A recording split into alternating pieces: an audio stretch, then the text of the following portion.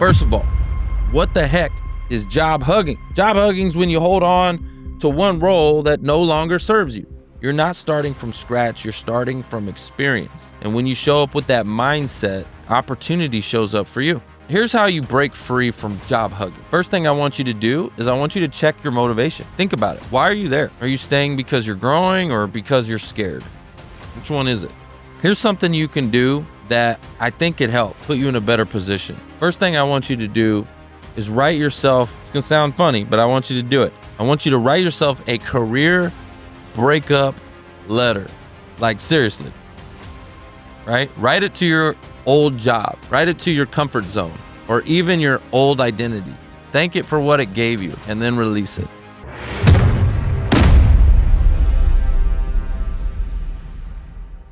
Well, welcome to the Who You Know show, where what you know is important, but who you know can make all the difference in your wealth, health, your business, career, your relationships, and definitely in your life. And today, we're going to talk about something that's quietly holding a lot of people back right now, okay? And it's not the economy, it's not recruiters, and it's not AI. It's comfort. There's a new phrase trending online right now called job hugging. All right. And it's exactly what it sounds like. It describes people who stay in jobs they've outgrown, not because they love them, but because they're scared of what comes next. And they're clinging to what's familiar instead of what's possible. And the truth is, you can't climb while you're clinging. So today we're going to talk about how to spot when you've become a job hugger, what it's costing you, and how to break free so you can make it your comeback. On this episode, you're going to learn how to identify when security has turned into stagnation. You're going to learn how to replace fear of loss with vision for growth, and how to rebuild momentum with small strategic moves. And lastly, I'm going to show you how to reignite your purpose and confidence in transition. Because here's the deal. Comfort is the enemy of progress. You can't step into what's next while you're holding on to what's safe. So, first of all, what the heck is job hugging? Job hugging is when you hold on to one role that no longer serves you.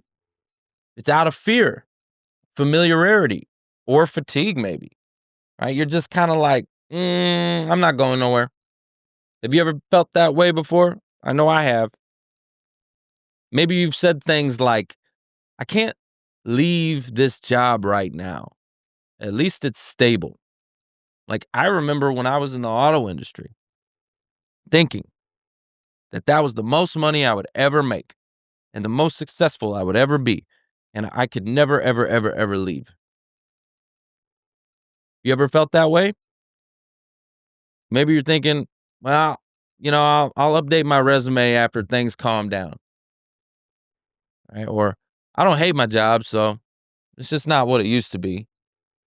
Any of that sound familiar? That's job hugging. And it's actually a lot more dangerous than you think. Because while you're holding on to safety, the world is moving forward. Right? We got AI out here right now that's moving so fast. And while you're holding on to that safety, your skills are, you know, you're going backwards. Let's just put it that way. AI is shifting industries, opportunities are evolving, and every month you spend stuck in a place is a month you could have spent growing. So I remember back in 2009, after I got in a layoff, I had a season where I wanted safety more than success. I remember thinking, man, if I can just find any steady job, I'll be fine. I just need to find something. I need something. And for a while I did. I played it safe. I stopped dreaming and I just wanted to survive. But the truth is, staying safe, it started to feel like settling. I remember in the auto industry hitting that glass ceiling over and over and over. I was a top producer, and management didn't want to move me forward.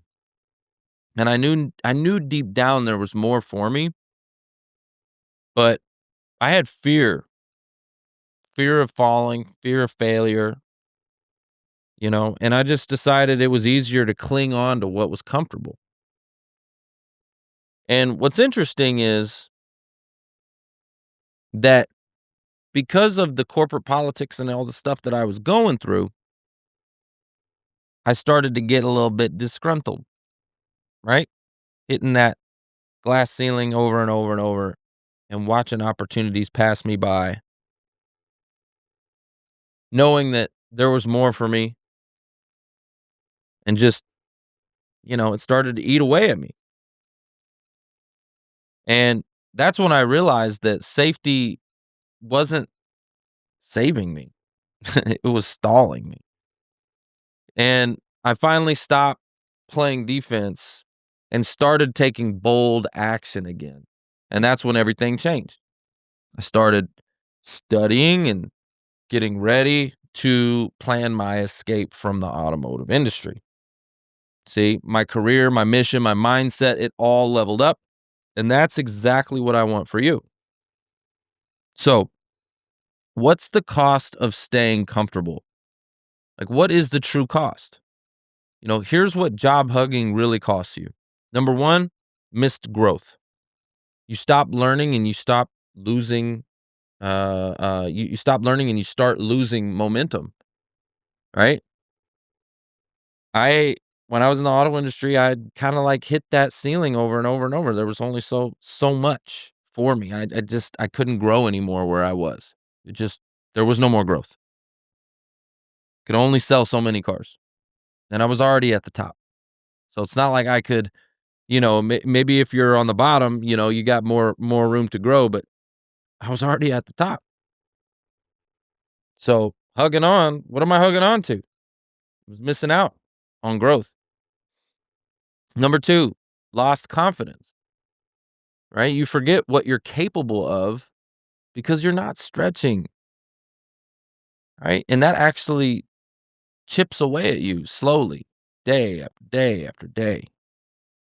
See, what's happening is you're losing momentum, right? And number three, fading relevance, right? The longer you stay still, the harder it becomes to pivot when opportunity knocks, right? You're not relevant anymore because you've just been doing the same old thing. See, the problem with comfort is it feels good right up until it starts to hurt, right up until there's a layoff, right? It could be your choice, might be out of your control, but chances are you're going to find yourself moving anyways. You're going to get uncomfortable anyways. So if you're in a place right now where you're not really growing, you need to ask yourself, like, do I really see myself with this company? Like, do I see myself staying here? What's the next 5 years look like? What's the next 10 years look like? And are you going to wait around for them to do it? Or are you going to do it? Right? If you don't see yourself staying there, then it's inevitable. Might as well be on your terms. Why would you sit around in comfort and wait for them to make that decision? Now you're being forced out into the marketplace and you're out of work and your skills are outdated and, you know, yeah, they'll throw you right out the nest. Okay? So, here's how you break free from job hugging. Okay? Here's how you break free. Number one, first thing I want you to do is I want you to check your motivation, right? Think about it. Why are you there? Are you staying because you're growing or because you're scared? Which one is it? Like, why are you at this company? What are you doing? Right? Check your motivation. Why are you there? Number two, reconnect to your purpose. right? Ask yourself, what kind of impact do I want to make next? When your why is clear, courage seems to follow, right? Like if you have a mission or a purpose that is calling you, you'll tend to make that leap of faith. So check your purpose, and reconnect to it. Is this serving your purpose or not? And number 3, build a safety net, not a prison, a safety net. I want you to start saving, right? One of the things when I left the automotive industry, super grateful, I had a safety net. I started saving early and I had enough resources and enough runway that I was going to be okay. Now, do I want to blow through all my savings? No, nobody wants to do that, but that's what it's there for. That's why you saved it in the first place. Okay. So get your emergency fund up, get your savings up, start networking and building relationships because your network is your net worth. Your network is your net worth. It is a form of savings. Like your network can absolutely elevate you. Absolutely. So start building your network and do it now. Don't wait. I see this so often. People wait until until they need a network and they're out of work. And that's the wrong time to build your network. You need to build it now. You need to always be building, right? What do they say in sales? They say ABC, always be closing. ABN, always be networking, building relationships. So, number 3 is real simple. You need to build a safety net, not a prison. Start saving, start networking, and reskilling. So your next move, it feels more strategic and not just impulsive. Like you've got the things put in place. You got your savings, you got your network, the people are ready to help you. You've got your skills are ready to go and you're just like, boom, I'm ready to go. I'm ready, you know? And it doesn't feel like you're just jumping because you've already been planning and making moves. Number 4 is to take micro moves, right? You don't need to quit tomorrow. You just need to take one step each week, right? Update your LinkedIn, reach out to a mentor, maybe attend some networking meetings, right? Maybe get that certification or that license that you need, whatever it is that you need to get you closer there. You need to start, one step at a time. Take micro moves, right? This doesn't happen overnight. And again, what happens is if you don't start all of this now, the company's going to do it for you. They're going to make that decision for you, especially if you're not happy where you're at. Think about that. If you're not happy where you're at, you don't think the company's going to recognize that? They're going to cut you. They're going to get rid of you. So you might as well start planning your exit now. Get ready for it instead of waiting until you're cut, they do a layoff, you're out, and now you're like, crap, I have to do all of this stuff now. Why wait until it's too late? Get started. And then number 5 is to bet on yourself, right? You can't outgrow fear by staying where it's safe. Okay. The leap, it looks scary, right? Sure. But so does staying stuck. Like I remember when I left the auto industry, I remember talking to the GM because I wanted growth. I felt stagnant. I had been the top producer there every single year, and I wanted to move up into management. I wanted to move up into finance to be a finance director and all of that kind of stuff, finance manager and or sales manager. I wanted upward mobility, and I'd been there for 6 years. And I remember like talking to him. I'd already been planning my exit strategy. Everything I'm telling you, I had already been doing. I had already planned my exit strategy, and then there came an opportunity at that dealership. All of a sudden, there was an opportunity to move up into management. Somebody left and that spot opened up, and I went and had a conversation with him. I said, "Hey, listen, a couple years ago, this opportunity came up and it wasn't the right time. But I just want to know what your thoughts are on this position now, right? How do you feel?" And I asked the GM that, and he said, "Well, that's the good news." He says, I don't have to make a decision for 90 days. And I said, "Wow. All right. Okay. No, you don't have to make a decision after 90 days." I said, "Well, I appreciate you. Thank you so much. I'm putting in my 2 weeks notice. If you don't know after 6 years, then you don't know after 90 days. Like, I've been here for 6 years, bro. Like, come on, man. If you don't know that I'm the right guy for the job after 6 years, you definitely ain't going to know after 90 days. All that means is you're going to be looking, shopping, looking at all these other people and, hiring people that don't even work for the company to come in to do that role and all kinds of stuff. No. Or make me jump through hoops, right? He was wanting me to jump through hoops and, he wanted to be the string master and make me a little puppet. I wasn't gonna. He wanted me to dance. I wasn't about it. Not after 6 years. I earned that opportunity, and he didn't see it that way. So that's okay. I put in my 2 weeks notice. That's when I knew that I wasn't gonna allow someone else to dictate my upward mobility. That I needed to be in control of that. So I left, and now I'm in control of that. So that's the greatest thing. But the point here I'm making is I had already been preparing for that move. I don't think I would have been so bold, right? I don't think I would have been so bold.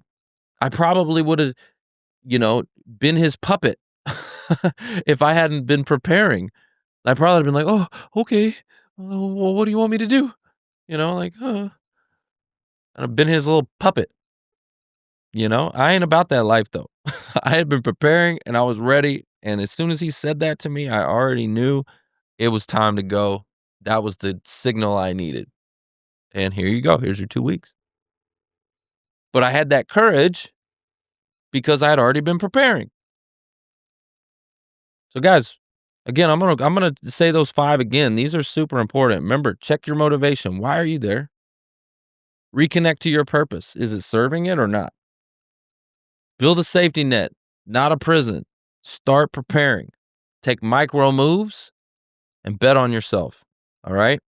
The bridge to your next chapter only appears once you take the first step. So, if you're in a career transition right now, right, or if you're in a transition at all, job hugging can sneak up on you, even after a layoff.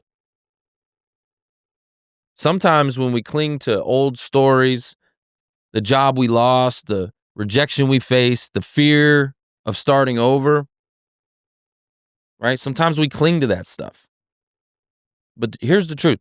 You're not starting from scratch. You're starting from experience. And when you show up with that mindset, opportunity shows up for you.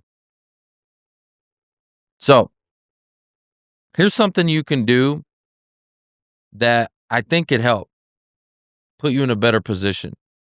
First thing I want you to do is write yourself. It's going to sound funny, but I want you to do it. I want you to write yourself a career breakup letter. Like, seriously, right? Write it to your old job. Write it to your comfort zone or even your old identity. Thank it for what it gave you and then release it. Okay? I know that might sound cheesy, but it's powerful because before you can say yes to what's next, you have to officially say goodbye to what's holding you back. You got to get rid of it.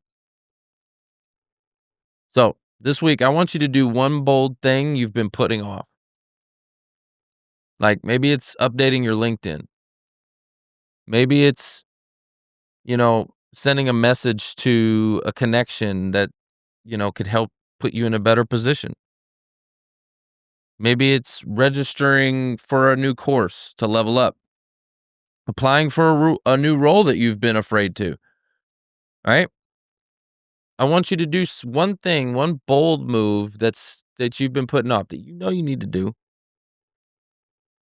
because action kills fear. And every small move, right? Every small move builds momentum towards your comeback. All right. So, what's one area in your career where you've been holding on too tight? And what would happen if you finally let go? Man, how would you feel? Like, I remember when I left that car dealership and I let go, man, when I slipped that piece of paper across the desk and I said, 2 weeks, here you go, pay out. It felt good. There was a release in it. There was a confidence in it. I bet on me. I made the choice. It was amazing. It felt like freedom. Okay. So, what's one thing in your career where you've been holding on too tight? And what would happen if you just finally let go? Right? The longer you hold on to what's comfortable, the further you drift from what's possible. So, stop hugging on to that job, stop playing small, and start stepping into the version of you that's ready for what's next. Because your next opportunity won't come to the version of you that's clinging on to comfort. I'll meet the version that's willing to grow. Let's rock. Let's roll. Let's go. I'll see you on the next episode. Bye.